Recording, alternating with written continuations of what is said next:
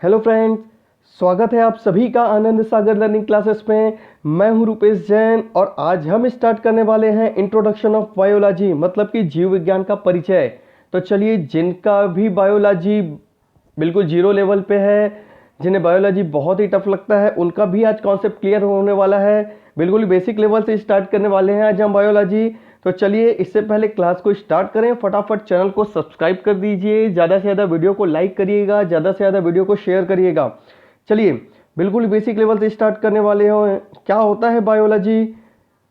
क्या होता है बायोलॉजी? देखो, जो बायोलॉजी है वो दो वर्ड से मिलकर बना हुआ है। एक है बायो, दूसरा है लॉजी। बायो मतलब होता है लिविंग और लॉजी मतलब होता है स्टडी। ठीक है, बायो मतलब होता है लिविंग, लॉजी मतलब होता है स्टडी। मतलब कि जीवन का अध्ययन करना ही क्या कहलाता है? बायोलॉजी। जीवन का अध्ययन करना ही क्या कहलाता है? बायोलॉजी। ठीक है, पूछेगा कि बायोलॉजी की उत्पत्ति कौन सी भाषा से हुई है, तो बायोलॉजी की उत्पत्ति हुई है ग्रीक भाषा से। पूछेगा कि बायोलॉजी के जनक कौन है, मतलब who is the father of biology, तो बायोलॉजी के फादर कहलाते हैं एरिस्टोटल, मतलब कि अरस्तु। ठीक है, अंग्रेजी हम इन्हें एरिस्टोटल कहते हैं, हिंदी में अरस्तु कहते हैं। तो he is the father of biology, तो एरिस्टोटल मतलब कि अरस्तु। अच्छा, बायोलॉजी शब्द का नामकरण किसने किया था? तो दो वैज्ञानिकों ने मिलकर बायोलॉजी का नामकरण किया था, वे थे लेमार्क और ट्रिनीवर। लेमार्क और ट्रिनीवर ने मिलकर बायोलॉजी का नामकरण किया था। अब देखते हैं ब्रांचेस ऑफ बायोलॉजी। बायोलॉजी की शाखा, बायोलॉजी की दो शाखा है, सभी जानते हैं। एक होता है जूलॉजी, दूसरा होता है बॉटनी। जूलॉजी मतलब होता है जंतु विज्ञान और बॉटनी मतलब होता है वनस्पति विज्ञान। ठीक है, ये इसकी दो शाखा होती है। जूलॉजी मतलब होता है जंतु विज्ञान और बॉटनी मतलब होता है वनस्पति विज्ञान। सबसे पहले देखते हैं जूलॉजी क्या होता है। तो जूलॉजी देखेंगे कि जो अरस्तु थे, उन्होंने एक किताब लिखी थी। कौन सी किताब लिखी थी? Historia animalia. अरस्तु ने एक किताब लिखी थी, हिस्टोरिया एनिमेलिया। इस किताब में उन्होंने 500 से लेकर 1000 विभिन्न प्रकार के जंतुओं का अध्ययन किया था, अलग अलग प्रकार के जंतुओं का अध्ययन किया था। और इसलिए जो एरिस्टोटल हैं, उन्हें फादर ऑफ जूलॉजी कहते हैं, मतलब इन्हें जंतु विज्ञान का जनक भी कहा जाता है। ठीक है, इस किताब में उन्होंने किन किन चीज़ों का अध्ययन किया था? तो हिस्टोरिया एनिमेलिया नाम की किताब में अरस्तु ने जंतुओं के मॉर्फोलॉजी पर अध्ययन किया था। सबसे पहले मॉर्फोलॉजी मतलब होता है बाहरी स्ट्रक्चर।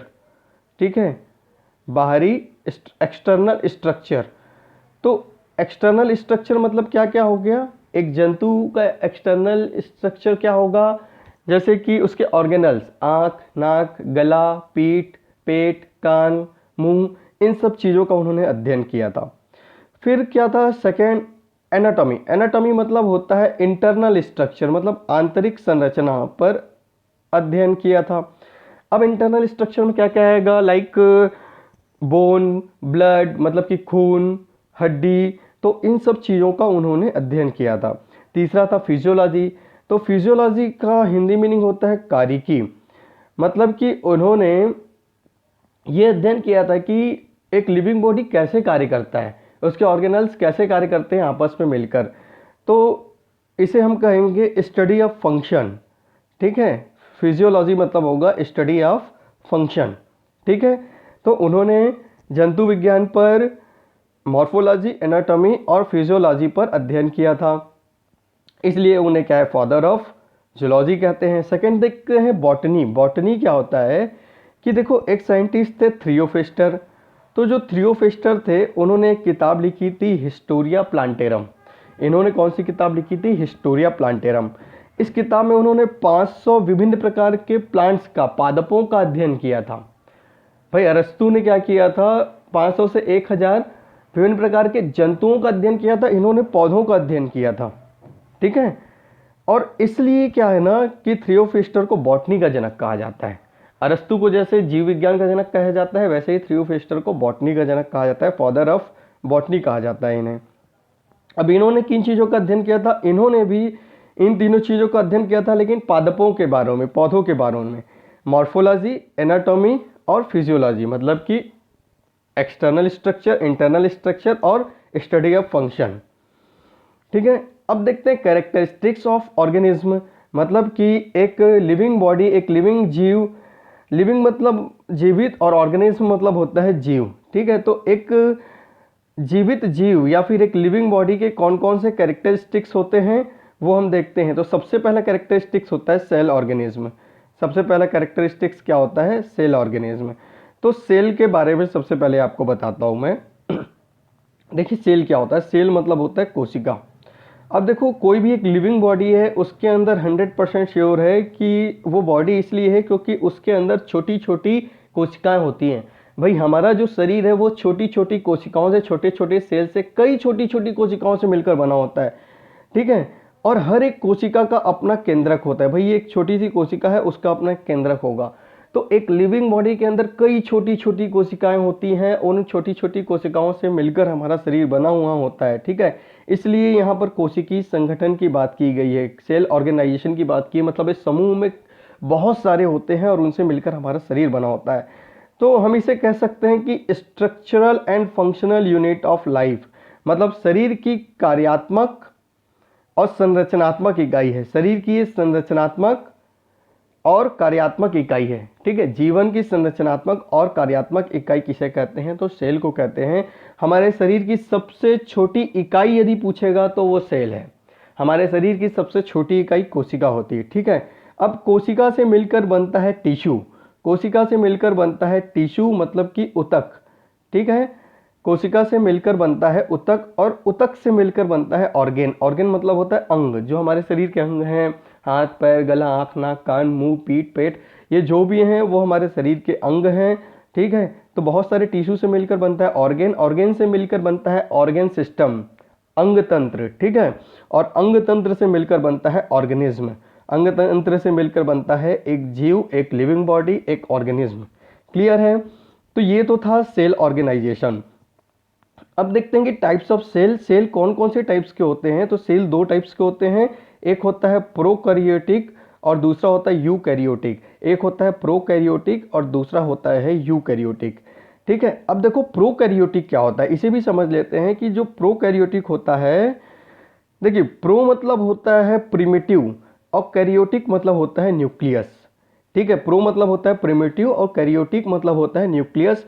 प्रिमिटिव मतलब होता है प्राचीन, प्रिमिटिव मतलब होता है प्राचीन और न्यूक्लियस मतलब होता है केंद्रक। मैंने आपको बताया था कि हर एक सेल का अपना केंद्रक होता है, हर एक कोशिका का अपना केंद्रक होता है। ठीक है, हर एक कोशिका का अपना केंद्रक होता है। अब देखो प्रोकैरियोटिक क्या होता है? ऐसी कोशिका जिसका केंद्रक बहुत ही प्राचीन तरह का हो, बहुत ही प्राचीन टाइप का हो। ठीक है, वो क्या कहलाता है? प्रोकैरियोटिक कहलाता है। मतलब कि अब ये देखो कि जो प्रिमिटिव न्यूक्लियस है, मतलब प्राचीन केंद्रक है, उसमें जो न्यूक्लियस मेम्ब्रेन होती है, देखो सबसे पहली बात तो ये आपका कोशिका हुआ और ये उसका केंद्रक हुआ। अब इसे कुछ नुकसान मत पहुंच जाए इसलिए इसके चारों तरफ क्या होती है ना, एक मेम्ब्रेन होती है।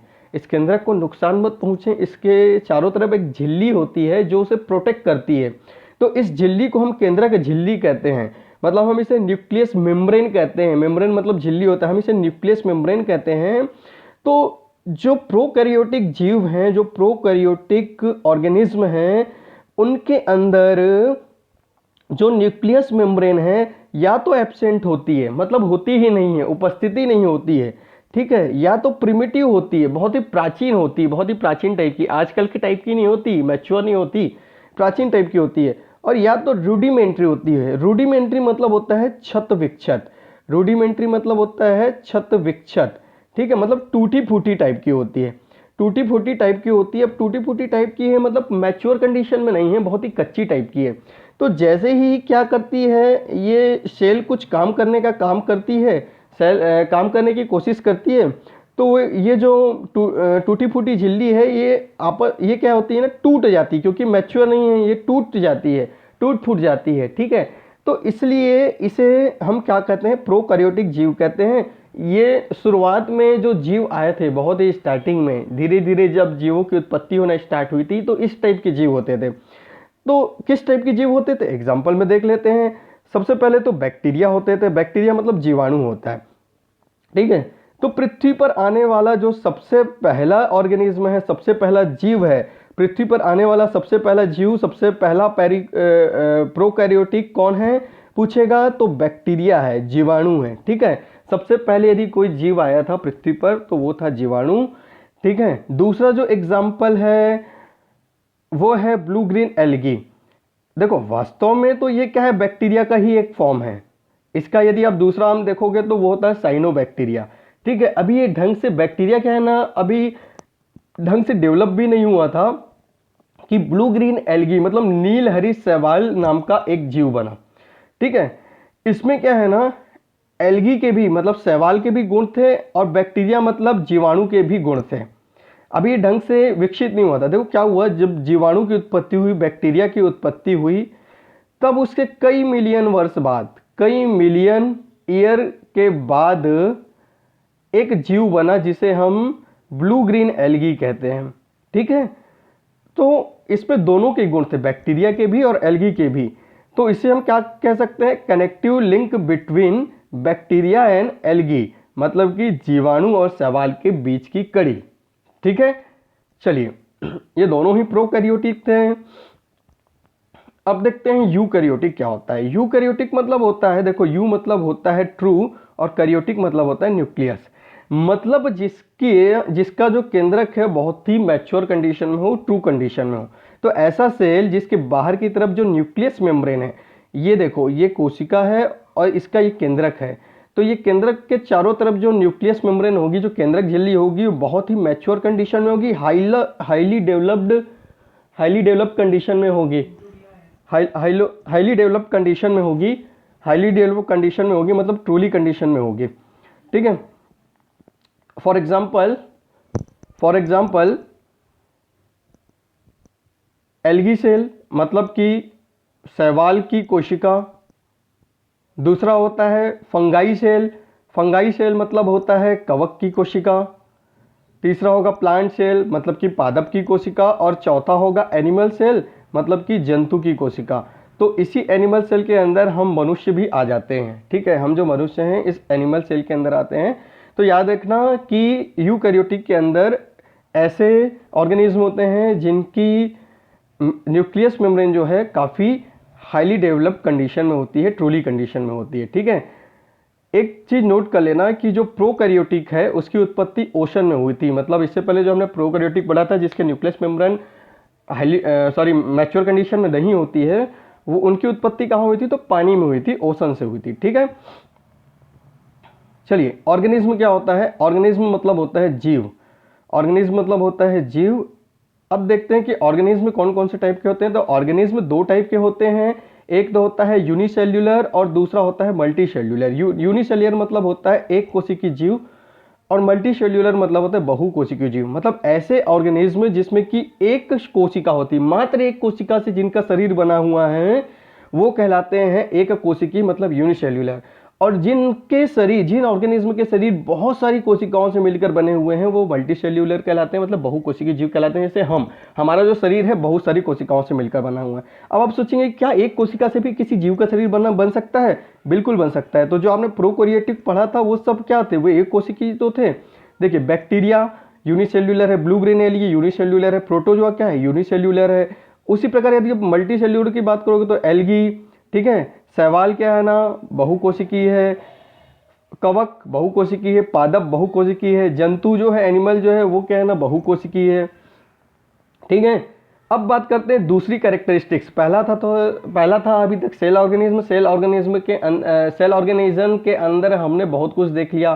ठीक है, अब देख लेते हैं प्रोटोप्लाज्म। तो एक जीवित शरीर के अंदर, एक लिविंग बॉडी के अंदर क्या है ना, प्रोटोप्लाज्म का होना बहुत ही जरूरी है। ठीक है, तो प्रोटोप्लाज्म होता क्या है इसे समझ लेते हैं। प्रोटोप्लाज्म का हिंदी मतलब होता है जीव द्रव्य। अब देखो मैं आपको समझाता हूँ। जैसे ये एक सेल है, सेल के अंदर ऐसे क्या है ना, लिक्विड फॉर्म में कुछ भरा हुआ होता है, एक जीव द्रव्य भरा होता है। ठीक है, ये सेल एक कोशिका के अंदर क्या है ना, जीव द्रव्य क्या है, ऐसे द्रव अवस्था में भरी हुई है। अब इसे प्रोटेक्ट करने के लिए, ताकि ये बाहर मत चले जाए, इसके चारों तरफ एक झिल्ली बनी होती है, एक आवरण बना होता है झिल्ली का, जिसे हम क्या कहते हैं, प्लाज्मा मेम्ब्रेन कहते हैं। जिसे हम क्या कहते हैं, प्लाज्मा मेम्ब्रेन या सेल मेम्ब्रेन कहते हैं। ठीक है, ये क्या करती है कि इसे प्रोटेक्ट करती है, इसे नियंत्रित करती है कि कितना जो द्रव है वो अंदर आएगा, कितना जो द्रव है वो बाहर जाएगा। मतलब शरीर को नियंत्रित रखने के लिए कितना द्रव का बाहर जाना जरूरी है, कितना द्रव का अंदर रहना जरूरी है, इस पर पूरा नियंत्रण होता है प्रोटोप्लाज्म का। तो ये जो प्लाज्मा मेम्ब्रेन है, इसीलिए इस पर नियंत्रण होने के कारण हम इसे कहते हैं सेलेक्टिव परमेबल मेम्ब्रेन, मतलब कि चयनित पारगम्य झिल्ली इसे कहा जाता है, क्योंकि कितना द्रव अंदर आएगा, कितना द्रव बाहर जाएगा, इस पर इसका पूरा नियंत्रण होता है। ठीक है, इसलिए हम इसे सेलेक्टिव परमेबल मेम्ब्रेन मतलब कि चयनित पारगम्य झिल्ली भी कहते हैं। अब देखो ये कैसी होती है, तो ये ट्रांसपेरेंट होती है, मतलब कि ये पारदर्शी होती है। ठीक है, दूसरा क्या होता है, ये कौन से फॉर्म में होती है, तो सेमी लिक्विड फॉर्म में होती है, ना तो ये ज़्यादा ठोस होती ना तो ज़्यादा द्रव होती, मतलब एक जेली टाइप की होती है। फिर भी हम इसे जेली नहीं कहेंगे, इसे कौन सा फेस कहेंगे, इसे सोल फेस कहेंगे। यदि पूछ दिया कि कौन से फेस में होती है तो जेली मत लिखना, ये सोल फेस में होती है। ठीक है, चलिए अब देखते हैं कि यदि जब हम इसे सूक्ष्मदर्शी की सहायता से देखेंगे, जब हम इसे माइक्रोस्कोप की सहायता से देखेंगे, तो इसमें क्या है ना, एक्चुअली में दो पार्ट दिखाई देते हैं। भाई ये सोल फेस में मतलब ना तो ज़्यादा द्रव है ना तो ज़्यादा ठोस है। ठीक है, तो इसके दो भाग दिखाई देंगे, एक तो देगा साइटोप्लाज्म और दूसरा भाग दिखाई देगा ऑर्गेनल्स। ऑर्गेनल्स मतलब होता है अंग, ठीक है ना, अंग होता है ऑर्गेनल्स का मतलब। तो देखिए साइटोप्लाज्म में क्या होता है ना, जहाँ इसका लिक्विड पोर्शन होता है, जो लिक्विड पोर्शन है इसे हम साइटोप्लाज्म कहते हैं, और जो सॉलिड पोर्शन होता है हम उसे कहते हैं ऑर्गेनल्स।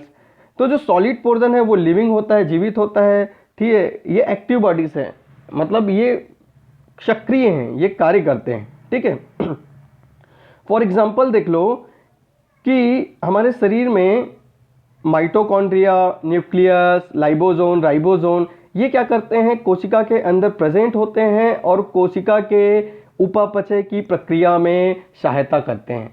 ठीक है, तो प्रोटोप्लाज्मा का ये जो एग्जांपल है मैंने आपको दिया कि माइटोकॉन्ड्रिया, न्यूक्लियस, लाइबोसोम, राइबोसोम, ये सभी क्या होते हैं ना, प्रेजेंट होते हैं सेल के अंदर और उसके उपापचय की प्रक्रिया में कार्य करते हैं। इस पर मतलब प्रोटोप्लाज्मा पर जूलियस हेक्सली ने कहा कि फिजिकल बेस ऑफ लाइफ, मतलब जीवन का भौतिक आधार, मैं बात कर रहा हूं भौतिक आधार की, मैं बात कर रहा हूं भौतिक आधार की। तो प्रोटोप्लाज्मा को जूलियस हेक्सली ने, किसने, जूलियस हेक्सली ने कहा जीवन का भौतिक आधार फिजिकल बेस ऑफ लाइफ। लेकिन एक चीज और नोट करना कि बेसिक ऑफ लाइफ मतलब कि जीवन का आधार कहते हैं सेल को या कोशिका को। ठीक है, जीवन का आधार कहते हैं सेल को, कोशिका को, और भौतिक आधार यदि कहेगा, जीवन का भौतिक आधार कहेगा तो किसे कहते हैं, प्रोटोप्लाज्म को कहते हैं। ठीक है, प्रोटोप्लाज्म की खोज किसने की थी पूछेगा तो डुजार्डी ने की थी। डुजार्डी ने प्रोटोप्लाज्म की खोज की थी। और प्रोटोप्लाज्म शब्द किसने दिया था, तो पुरकिंजे ने दिया था। प्रोटोप्लाज्म शब्द किसने दिया था, तो पुरकिंजे ने दिया था। ठीक है, थर्ड देखते हैं बायोडाइवर्सिटी। बायोडाइवर्सिटी मतलब होता है जैव विविधता। ठीक है, अब जैव विविधता तीन आधार पर होता है, शेप के आधार पर होगा, साइज के आधार पर होगा, कलर के आधार पर होगा। किस पर होता है, तो एनिमल पर होता है, पादप पर होता है, और माइक्रो ऑर्गेनिज्म सूक्ष्मजीवी पर होता है। भाई सूक्ष्मजीवी कैसे कहते हैं, ऐसे जीव, ऐसे ऑर्गेनिज्म जिन्हें हम अपनी नग्न आंखों से नहीं देख सकते, जिन्हें हमें सूक्ष्मदर्शी की सहायता से देखना पड़ता है, ये इतने छोटे होते हैं, ये इतने माइनर होते हैं। ठीक है, तो ये तीन आधार पर बायोडाइवर्सिटी होती है, शेप, साइज और कलर। भाई यदि पूछ दिया कि प्लांट का कलर किस कारण होता है हरा, तो एक प्लांट का, एक पौधे का कलर हरा होने के कारण है क्लोरोफिल पिगमेंट। ठीक है, तो क्लोरोफिल पिगमेंट के कारण प्लांट का कलर हरा होता है। यदि पूछ दिया कि मानव में जो त्वचा का रंग है वो किसके कारण होता है, तो मेलानिन पिगमेंट के कारण होता है। प्लांट में क्लोरोफिल पिगमेंट के कारण होता है और ह्यूमन बॉडी में मेलानिन पिगमेंट के कारण होता है। ह्यूमन बॉडी का आप कलर जानते हैं कि चार टाइप का होता है, ब्लैक, ब्राउन, येलो, व्हाइट, मतलब कि काला, भूरा, पीला, सफेद। ठीक है, ये चार टाइप के होते हैं। ठीक है, तो अलग अलग महाद्वीप में अलग अलग वातावरण के अनुकूल ये चार कलर होते हैं। ठीक है, अब देखते हैं मेटाबॉलिज्म। ये चौथा कैरेक्टरिस्टिक्स है एक लिविंग बॉडी के अंदर। मेटाबॉलिज्म मतलब होता है उपापचयन। मेटाबॉलिज्म के अंदर मेटाबॉलिज्म मतलब होता है उपापचयन। इसे हम क्या कहते हैं ना, विटल एक्टिविटीज भी कहते हैं, मतलब कि जैविक क्रिया भी कहते हैं। मेटाबॉलिज्म बायोकेमिकल रिएक्शन मतलब कि जैव रासायनिक क्रियाओं के रूप में होती है एक लिविंग बॉडी के अंदर। ये यदि पूछ दिया कि कौन सी एक्टिविटीज के रूप में होती है तो बायोकेमिकल रिएक्शन के रूप में होता है, मतलब जैव रासायनिक क्रियाओं के अंदर होता है उपापचयन। ठीक है, तो जो बायोकेमिकल रिएक्शन है हमारी बॉडी में दो टाइप से होता है, एक होता है एनाबॉलिज्म और दूसरा होता है कैटाबॉलिज्म। एनाबॉलिज्म मतलब होता है उपचय और कैटाबॉलिज्म मतलब होता है अपचय। ठीक है, अब इसको समझो कि किसी भी चीज का सिंथेसिस मतलब होता है निर्माण, किसी भी चीज का निर्माण होना क्या कहलाता है, एनाबॉलिज्म मतलब कि उपचय कहलाता है। भाई जैसे ये छोटी छोटी मॉलिक्यूल्स हैं, छोटे छोटी चीज हैं, इससे किसी एक बड़े अणु का निर्माण हो जाना, एक बड़ी चीज का निर्माण हो जाना, वो क्या कहलाता है, उपचय कहलाता है। फॉर एग्जाम्पल इसे हम पोषण कहते हैं, न्यूट्रिशन कहते हैं। भाई न्यूट्रिशन कैसे होता है, छोटी छोटी चीजों से मिलकर एक बड़ी चीज का निर्माण होना, न्यूट्रिशन कहलाता है। ठीक है, कैटाबॉलिज्म मतलब अपचय क्या होता है, ब्रेक डाउन होना किसी चीज का। भाई ये एक बड़ी चीज है, किसी क्रिया के द्वारा, किसी जैव रासायनिक क्रिया के द्वारा उसे ऐसे छोटी छोटी चीजों में टूट जाना, ब्रेक डाउन हो जाना क्या कहलाता है, अपचय कहलाता है, कैटाबॉलिज्म कहलाता है। ठीक है, तो एक कैटाबॉलिज्म के एग्जाम्पल देख लो, रेस्पिरेशन मतलब श्वसन। ठीक है, दूसरा होता है एक्सक्रीजन मतलब होता है उत्सर्जन। ठीक है, तो ये दोनों ही क्या है ना कैटाबॉलिज्म के एग्जाम्पल हैं। चलिए अगली कैरेक्टरिस्टिक्स देख लेते हैं, पांचवी कैरेक्टरिस्टिक्स लिविंग बॉडी के अंदर, रेस्पिरेशन मतलब कि श्वसन। ठीक है, श्वसन क्या है, कैटाबॉलिक प्रोसेस अभी मैंने बताया था, एक अपचय क्रिया है। ठीक है, अब देखो इसके एक एग्जाम्पल के द्वारा देखते हैं। जैसे हमने फूड ग्रहण किया, हमने खाना खाया, तो ये जो तो फूड होता है ये कॉम्प्लेक्स फॉर्म में होता है, जटिल अवस्था में होता है। अब ये हमारी बॉडी में कैसे कार्य करता है, भाई इसका टूटना जरूरी है। ठीक है, टूटना जरूरी है मतलब इसका अपचय होना जरूरी है। तो सबसे पहले हम जो सांस लेते हैं वो खाना को जलाता है, उसका ऑक्सीडेशन करता है, उसका ऑक्सीकरण करता है। उसका ऑक्सीडेशन करने के बाद वो क्या होता है, जो खाना होता है एक सिंपल फॉर्म में आ जाता है। सिंपल फॉर्म में कैसे आ जाता है, उसे किस किस रूप में तोड़ेगा, carbohydrate, proteins, vitamin, fat, minerals, इन सब चीज़ों में उसे तोड़ेगा। तो ये सब चीज़ें अब हमारी बॉडी को मिलेंगी, ये जाकर हमारी बॉडी के ब्लड में मिलेंगी। ठीक है, तो खाने को इन सब रूपों में तोड़ने के बाद carbohydrate, protein, vitamin, fat, minerals, ये इस तरह से ऑक्सीजन जब ऑक्सीकरण करता है तब हमारी बॉडी को मिलते हैं और लास्ट में जाके हमें एटीपी के रूप में प्राप्त होते हैं। एटीपी मतलब ऊर्जा। तो शरीर को ऊर्जा इस प्रकार से मिलती है ऑक्सीकरण की क्रिया के बाद, अपचय की क्रिया के बाद। एटीपी के बारे में पूछ सकता है कि इसका फुल फॉर्म क्या होता है, तो एटीपी का फुल फॉर्म होता है एडोसाइन ट्राइफॉस्फेट। ठीक है, एडोसाइन ट्राइफॉस्फेट एटीपी का फुल फॉर्म होता है। ये एनर्जी करेंसी कहलाती है लिविंग बॉडी के अंदर। ठीक है, बॉडी के अंदर किसी भी एक्टिविटीज में ये कार्य करती है। ठीक है, ये एनर्जी करेंसी कहलाती है बॉडी की एटीपी। ठीक है, अगला जो कैरेक्टरिस्टिक्स है पोषण होता है। एक जीवित शरीर के अंदर न्यूट्रिशन होता है, पोषण होता है। जी हाँ, तो कौन कौन से पोषण होते हैं शरीर के अंदर, एक होता है ऑटोट्रॉफिक मोड ऑफ न्यूट्रिशन, दूसरा होता है हिटोट्रॉफिक mode of nutrition. Autotrophic mode of nutrition मतलब होता है स्वपोषण और हिटोट्रॉफिक मोड ऑफ न्यूट्रिशन मतलब होता है परपोषण। ठीक है, अब देखो जब भी कोई क्या होता है, ये देखो स्वपोषण क्या होता है, जब भी कोई ऑर्गेनिज्म स्वयं अपना पोषण करते हैं तो वो क्या कहलाते हैं, ऑटोट्रॉफिक कहलाते हैं, स्वपोषी कहलाते हैं। ठीक है, स्वपोषण कहलाता है ये। और जब भी कोई ऑर्गेनिज्म क्या है ना अपना पोषण खुद नहीं कर पाते हैं, अपने पोषण के लिए, अपने न्यूट्रिशन के लिए वो दूसरे ऑर्गेनिज्म पर डिपेंड रहते हैं, निर्भर रहते हैं, तो वो क्या कहते हैं, वो क्या कहलाता है, हिटोट्रॉफिक कहलाता है। ठीक है ना, पर पोषण कहलाता है। तो ऐसे जीव जो कि अपना खुद पोषण कर लेते हैं उन्हें हम स्वपोषी कहते हैं, ऑटोट्रॉफ कहते हैं। और ऐसे जीव जो अपना स्वयं का पोषण नहीं कर पाते, दूसरे जीव पर वो डिपेंड रहते हैं पोषण के लिए, वो क्या कहलाते हैं, हिटोट्रॉफिक कहलाते हैं, परपोषी कहलाते हैं। स्वपोषी के एग्जाम्पल देख लो, जो अपना पोषण खुद कर लेते हैं, प्लांट, शैवाल, युग्लिना।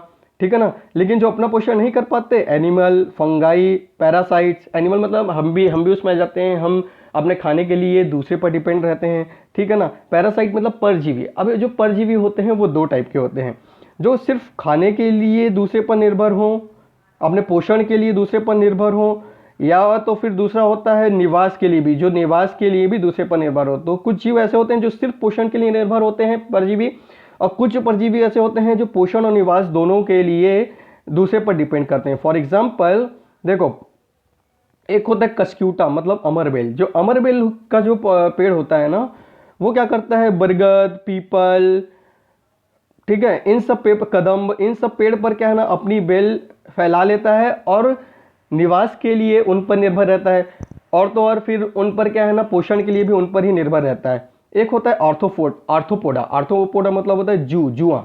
हमारे शरीर में जुआ हो जाते हैं तो हमारे शरीर पर ये निवास करते हैं, साथ ही हमारा खून भी पीते हैं, ठीक है। तो पोषण के लिए भी हम पर निर्भर रहते हैं, ठीक है। चलिए अगला जो कैरेक्टरिस्टिक्स है वो है एक्सक्रीजन, मतलब कि उत्सर्जन। अब एक्सक्रीजन क्या होता है, सबसे पहले तो ये कैटाबॉलिक प्रोसेस है। न्यूट्रिशन के पश्चात क्या होता है कि हमारा जो शरीर है कुछ वेस्ट मटेरियल छोड़ता है। अब लास्ट में देखो, अपचय हो गया, उपचय हो गया, खाना का सब कुछ हो गया, पचना बचना जो होना तो हो गया, लास्ट में अब कुछ वेस्ट मटेरियल, अपशिष्ट पदार्थ बन जाते हैं, जैसे कि gas, nitrogenous, urea, uric acid, ammonia, ये सब वेस्ट मटेरियल हैं, ठीक है। तो ये कुछ वेस्ट मटेरियल लास्ट में बच जाते हैं। यदि पूछा है कि सबसे ज़्यादा कौन सा वेस्ट मटेरियल बनता है हमारे शरीर में, तो यूरिया बनता है, ठीक है। अगला जो कैरेक्टरिस्टिक है वो है रिप्रोडक्शन, मतलब कि प्रजनन। अब जो रिप्रोडक्शन होता है दो टाइप का होता है, एक होता है असेक्सुअल, दूसरा होता है सेक्सुअल, मतलब कि अलैंगिक और लैंगिक। ऐसे ऑर्गेनिज्म जिनमें कि सेक्सुअल ऑर्गन नहीं होते हैं, अच्छे से डेवलप नहीं होते हैं, सेक्सुअल ऑर्गन अच्छे से डेवलप नहीं है और इनको प्रजनन के लिए किसी पार्टनर की आवश्यकता नहीं होती है, ये असेक्सुअल लैंगिक कहलाता है। मतलब ऐसे जो ऑर्गेनिज्म हैं ये खुद ही क्या होते हैं ना, आपस में अपने सेल का डिवीजन कर लेते हैं, अलग ऑर्गेनिज्म के रूप में बन जाते हैं। लेकिन असेक्सुअल लैंगिक क्या होता है, इनमें क्या है ना, सेक्सुअल ऑर्गन मैच्योर कंडीशन में होते हैं तथा प्रजनन के लिए इन्हें किसी पार्टनर की आवश्यकता होती है, वह सेक्सुअल लैंगिक कहलाते हैं, ठीक है। चलिए अगला जो कैरेक्टरिस्टिक्स है भाई, एक लिविंग ऑर्गेनिज्म के अंदर सेंसिटिविटी का होना जरूरी है, संवेदनशीलता का होना जरूरी है। हमारे अंदर संवेदनशीलता होती है, ठीक है। एडेप्शन, अनुकूलन, भाई एक जीव जो है ये बहुत ज़्यादा गर्मी में भी रह लेता है, बहुत ज़्यादा ठंडी में भी रह लेता है, अलग अलग महाद्वीप के लोग अलग अलग तरीके के होते हैं, तो अनुकूलन भी होना जरूरी है, ठीक है। उसके बाद एक 11वें नंबर की कैरेक्टरिस्टिक्स देख लो, वो होता है सेल लाइफ साइकिल, मतलब कोशिका जीवन चक्र। अब देखो कोशिका जीवन चक्र कैसे होता है ये भी आपको बता देता हूँ मैं। जो पहला चक्र, इस चक्र में जो पहला कंडीशन है वो होता है जाइगोट। भाई जाइगोट क्या होता है, देखिए एक नर युग्मक किसी मादा युग्मक के साथ जब निषेचन करता है, एक नर युग्मक जब किसी मादा युग्मक के साथ निषेचन करता है तो एक सिंगल सेल बनता है। जब एक नर युग्मक किसी मादा युग्मक के साथ निषेचन की क्रिया करता है तो वहाँ पर एक सिंगल सेल बनता है, एक सिंगल कोशिका बनती है जिसे हम जाइगोट कहते हैं, ठीक है। तो सबसे पहली अवस्था होती है जाइगोट की। उसके बाद ये जाइगोट थोड़ा सा मैच्योर हो के थोड़ा सा मैच्योर हुआ, फिर क्या है एम्ब्रियो बन जाता है, मतलब ये हम कहते हैं इसे भ्रूण अवस्था, एम्ब्रियो को कहते हैं हम भ्रूण अवस्था, ठीक है। अब ये लगभग मैच्योर हो के क्या है 7-8 महीने के बाद क्या है फीटस बन जाता है, हम इसे क्या कहेंगे, फीटस कहेंगे, ठीक है।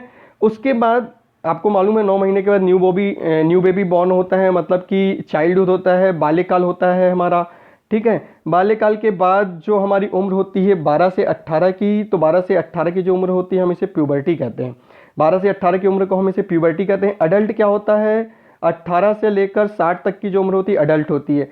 फिर इसके बाद एक स्टेज और आता है, उसे हम कहते हैं ओल्ड एज। ओल्ड एज मतलब जो एज होती है अबाउ 60 जो एज होती है, हम उसे ओल्ड एज कहते हैं। और लास्ट में जो स्टेज आता है वो होता है डेथ एज, जहाँ पर हमारी मृत्यु हो जाती है। तो ये तो था हमारा सेल कोशिका चक्र, मतलब सेल लाइफ साइकिल, मतलब कि कोशिका जीवन चक्र। अब लास्ट में पूरे कैरेक्टरिस्टिक्स खत्म होने के बाद हम जान लेते हैं कि सेल डिवीजन क्या होता है। इस पर हमने चर्चा की थी, तो इसे भी जान लो कि क्या होता है, कोशिका विभाजन क्या होता है। भाई एक कोशिका क्या है, अपने मृत्यु से पहले, अपने जीवन के समाप्त होने से पहले क्या करता है, आपस में और कोशिका का विभाजन कर देता है और ऑर्गेनिज्म पैदा कर देता है, ठीक है ना। तो जब एक कोशिका विभाजन करता है, जो कोशिका विभाजन करता है उसे हम कहते हैं पेरेंट सेल, ठीक है। और जिससे इसकी उत्पत्ति होती है, इसके जो पुत्र पुत्री होते हैं उसे हम कहते हैं डॉटर सेल, ठीक है। तो जिस कोशिका से बना हुआ है वो पेरेंट सेल कहलाता है, जो कोशिकाएं बनी हुई हैं उसे हम डॉटर सेल कहते हैं। तो याद रखना, इसमें क्वेश्चन आता है, मोस्ट इंपॉर्टेंट क्वेश्चन है, टिक कर लेना, नोट कर लेना कि आरबीसी की आयु कितने दिन की होती है, ये पूछता ही है। तो आरबीसी की आयु 120 दिन की होती है, इसलिए 120 दिन से पहले ये कोशिका का विभाजन कर देती है, ठीक है फ्रेंड्स। तो बताना कि बेसिक क्लास आपको कितनी अच्छी लगी। यदि अच्छी लगी हो तो कमेंट बॉक्स पर लिख के बताना, ज़्यादा से ज़्यादा वीडियो को लाइक करना, ज़्यादा से ज़्यादा वीडियो को शेयर करना। इस पर हम और भी डिस्कस करेंगे अगली क्लासेस में। आज के लिए इतना ही फ्रेंड्स, तब तक के लिए हैव अ नाइस